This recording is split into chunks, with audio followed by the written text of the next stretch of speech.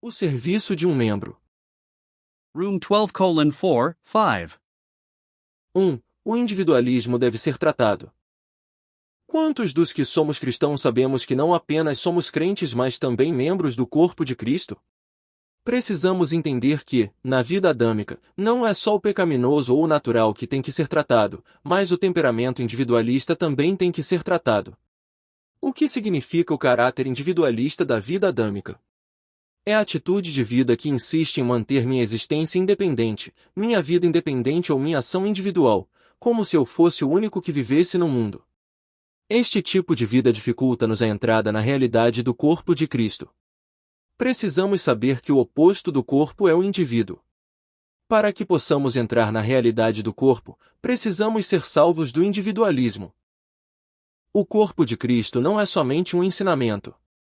Necessita-se entrar no corpo de Cristo pela experiência própria. Todo aquele que não tem entrado não sabe o que existe dentro. Aquele que é salvo pode distinguir facilmente quem é salvo ou não, de maneira parecida. Aquele que já tem entrado nas realidades do corpo de Cristo pode também discernir facilmente se os outros têm entrado na realidade do corpo ou não. Quando você é salvo, não somente escuta a doutrina da salvação, mas também vê que Cristo é a vida que vive a salvação em você. Na salvação, você entra em outra esfera. E depois de ter estado nesta nova esfera, olhando para trás, você pode discernir facilmente a situação dos que não são salvos.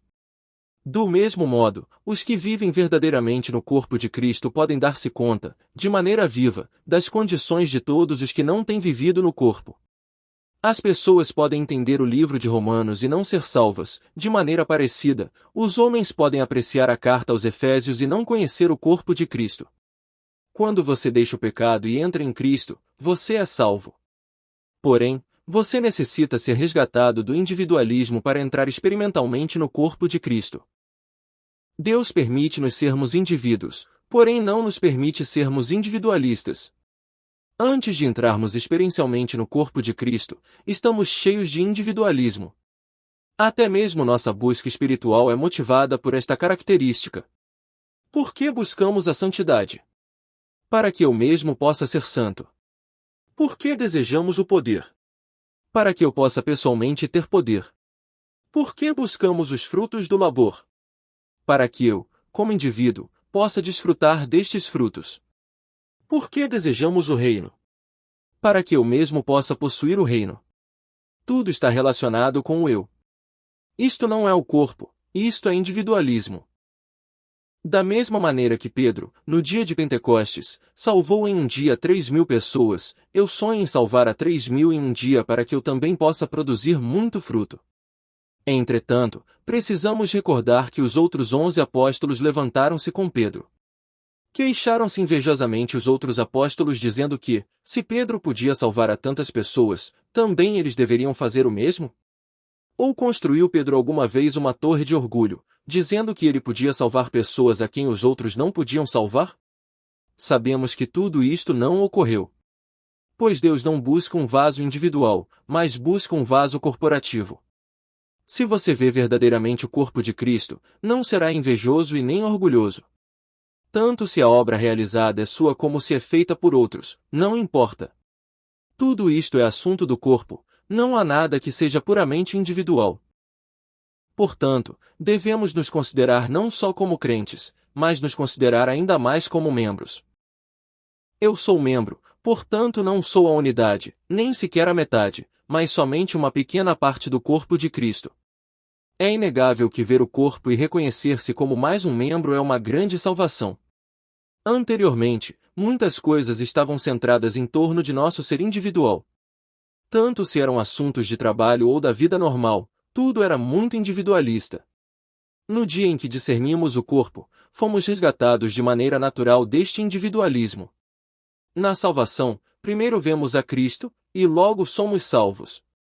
Da mesma maneira, primeiro vemos ao corpo, e logo, de maneira natural, somos resgatados do individualismo e chegamos a ser membros do corpo na realidade. Não no sentido de que digamos exteriormente que atuaremos conforme o princípio do corpo quando uma situação se apresentar, mas no sentido de atuarmos conforme o princípio do corpo porque temos recebido a revelação e temos entrado no corpo de Cristo com a experiência. Tendo sido tratada a nossa vida natural, damo-nos conta espontaneamente de que somos membros. Como vivo na capacidade de um membro do corpo de Cristo? Necessita-se tomar o corpo como unidade e limite de tudo o que faço e vivo. Na esfera física, quando a mão trabalha, não é a mão, mas o corpo, o que trabalha. Quando meus pés andam, não são meus pés, mas o corpo, o que anda. Um membro físico nunca faz nada para si, tudo quanto faz é para o corpo. Também é assim na esfera espiritual. Todas as ações de um membro do corpo de Cristo são governadas pelo corpo de Cristo, e não pelo membro individual. Tanto se Deus põe-me em primeiro lugar como em último, não há diferença, para mim é igual. Porque só o que não vê, não conhece ou não experimenta o corpo de Cristo é que será orgulhoso ou invejoso. Precisamos nos dar conta da relação que existe entre o membro e o corpo.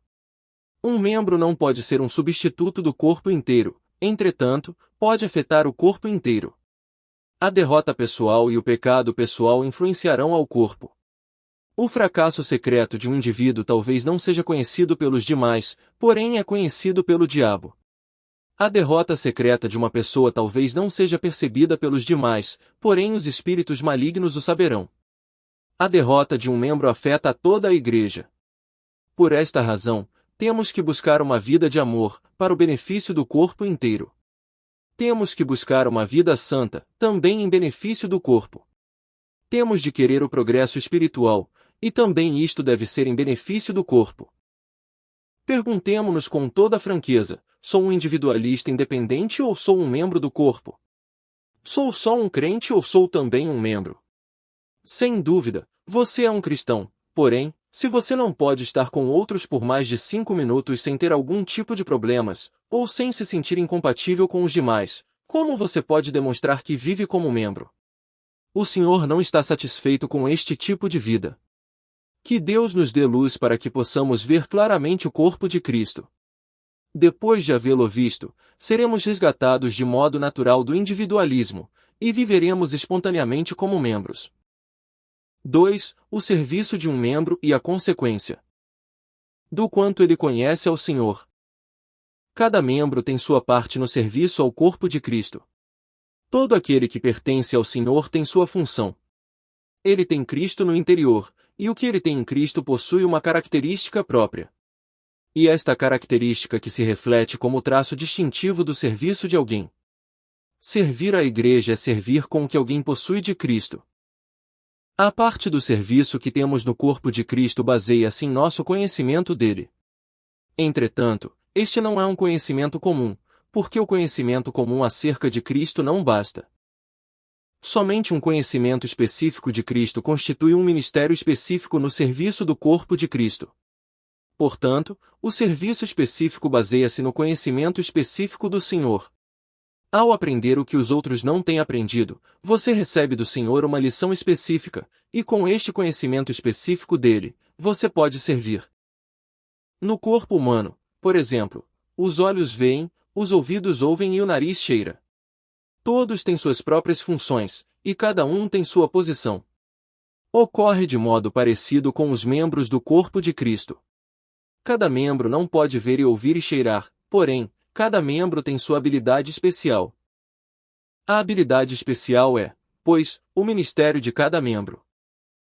O que é o seu ministério especial?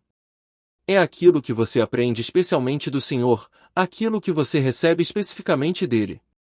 Somente um ministério específico pode servir à igreja e fazer com que ela cresça. Somente o que vem de cima pode fazer aumentar o corpo. Tudo o que você aprende diante do Senhor é o que você pode transmitir da vida da cabeça ao corpo e o que você pode suprir à igreja, que ela ainda não tenha. Deste modo, cada membro necessita buscar diligentemente do Senhor o que a igreja não possui, para assim transmitir isto ao corpo de Cristo. Hoje, o Senhor está buscando pessoas a quem se tenha dado vida, e por meio das quais se possa realizar a obra do aumento da vida do corpo. Estas pessoas são utilizadas para prover vida à igreja, vida que ela nunca tem conhecido, para acrescentar a medida da estatura do Senhor, e estas pessoas são os canais da vida para o corpo. É por meio delas que a vida que elas mesmas recebem do Senhor flui à igreja, e faz aumentar a estatura do corpo de Cristo. Servir ao corpo de Cristo significa supri-lo com a vida que um membro recebe da cabeça, isto é, um membro provê a vida da cabeça à igreja. Quando os olhos de um membro veem, o corpo inteiro pode ver. Em outras palavras, aquele membro do corpo de Cristo que tem visão penetrante nas coisas espirituais faz de si mesmo os olhos do corpo, para assim dotar o corpo de vista. As mãos não podem, com seu sentido do tato, discernir o cheiro de algo, porém, o nariz sim, serve ao corpo com sua habilidade do olfato. Deste modo, o olfato faz-se o ministério específico do nariz para o corpo. Também os ouvidos servem ao corpo, porém com a audição. Assim que a audição é o ministério específico daquele membro do corpo de Cristo, e ele se faz de ouvido ao corpo. E o resultado da função de cada serviço será o crescimento da força do corpo, ocasionando-lhe maior conhecimento de Cristo. Deste modo, o serviço ou ministério do membro é servir a igreja com Cristo, e assim repartir Cristo aos demais. O serviço ao corpo de Cristo baseia-se no conhecimento de Cristo, e este conhecimento vem da experiência da vida, não da doutrina. O homem substitui com frequência a vida pela doutrina ou pelos ensinamentos. Isto é um grande equívoco, visto que a doutrina por si só não possui valor. As pessoas podem ter ouvido um ensinamento, recitá-lo e até pregar sobre ele, porém seu entendimento não tem sido aberto porque realmente não veem. O conhecer o ensinamento não ajuda as pessoas. Conhecer um ensinamento dá, no máximo, mais pensamento ao cérebro. Deus quer mostrar uma doutrina com a vida. Portanto, ele primeiro dá a vida e, depois, a doutrina. Isto é verdade desde o Antigo Testamento até o Novo. Por exemplo, Deus conseguiu fazer que Abraão fosse o pai da fé. Todo aquele que estuda a vida de Abraão vê a doutrina da fé. Ou, para dar outro exemplo, Abel deu-se conta de que sem o sangue não se podia chegar-se a Deus. Assim que a vida de Abel representa o ensinamento de ser justificado pelo sangue de Cristo, RM 5:09. No Novo Testamento, constatamos que ocorre o mesmo. Note que os evangelhos precedem as epístolas. Os evangelhos contam primeiro o que Cristo tem feito, e só depois as epístolas explicam o que verdadeiramente resultou disto. Primeiro a experiência de Cristo, logo a doutrina de Cristo. Primeiro a vida de Cristo, logo os ensinamentos de Cristo. Primeiro a vida, logo a doutrina. Primeiro um problema, logo a solução. Primeiro uma experiência, logo o ensinamento. Martinho Lutero passou e sofreu muitas tribulações, entretanto não conseguia a justificação. Até que um dia Deus mostrou-lhe que a justificação é pela fé. Somente pela fé que seria justificado. E, desde então, apresentou o ensinamento da justificação pela fé. Primeiro a fé, logo a doutrina correspondente. Não nos detenhamos examinando, analisando e investigando a doutrina.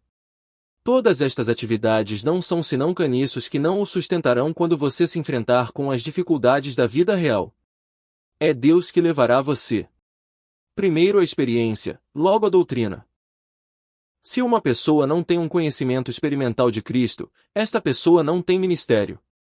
É por ter recebido em vida algo particular dele que se forma um ministério. A característica de um membro é o ministério ou serviço deste membro. A mão, por exemplo, tem sua característica particular, portanto esta característica aqui passa a ser seu ministério ao corpo. Todo o sofrimento, a disciplina ou as provas são utilizados por Deus para incorporar sua palavra em nós, para que possamos ter algo que oferecer à igreja. Fora de Cristo, fora da vida, não existe nada de serviço para o corpo de Cristo. Cristo é a vida, é com ele que provemos para a igreja o que a edifica. Aquele que não tem vida leva a morte a uma reunião de oração, ainda que só diga amém. O sentar-se com uma pessoa com vida fará com que os demais sintam a vida que está nele. O quanto alguém conhece Cristo estabelece a proporção de vida que este membro pode proporcionar à igreja. Hoje em dia, Deus busca pessoas em quem possa depositar uma quantidade abundante da vida de Cristo, para que elas passem esta vida a outros. A vida necessita de um canal. E Deus quer que o homem seja este canal de vida. Ele utilizará o homem para transmitir vida ao corpo de Cristo. Se a vida não passa mais adiante através de você ou de mim, não poderemos prover vida aos demais, e a igreja ficará sem vida. Porque em vez de estendermos o suprimento de vida à igreja, estendemos morte. Não existe sequer uma derrota pessoal que não afete adversamente a igreja.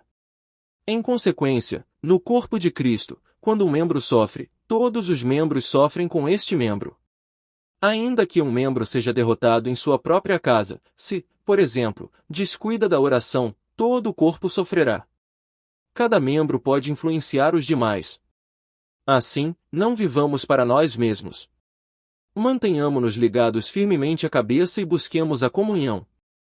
Antes de tomarmos certas decisões, tenhamos comunhão. Tudo está no corpo, por meio do corpo e para o corpo, não no indivíduo, nem por meio do indivíduo, nem para o indivíduo. Que Deus faça com que vejamos o corpo. Que Ele utilize também nosso ministério para servir a igreja, conforme nosso conhecimento verdadeiro de Cristo. Extraído do livro O Corpo de Cristo, uma realidade. Inscreva-se no canal Desfrutar é bem melhor.